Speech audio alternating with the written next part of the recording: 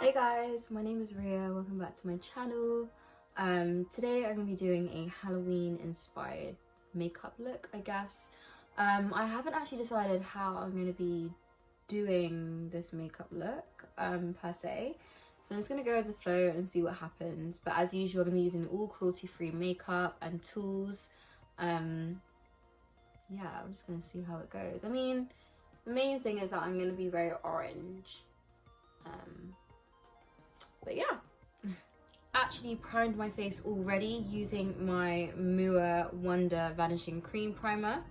So I like this one just because it helps to smooth out my skin, reduce the oiliness, and kind of really block out my pores. I'm going to start off by blocking my brows using my purple Elmers Vanishing glue stick, I guess what it's called. So I'm just going to be popping that onto my eyebrows, blow drying it, and just making sure that I can smooth down my eyebrows as much as possible and block them out for this look. Next, I'm going to map out the layout of the pumpkin face, just using some black eyeshadow really, and just to kind of line it around before I start painting my face.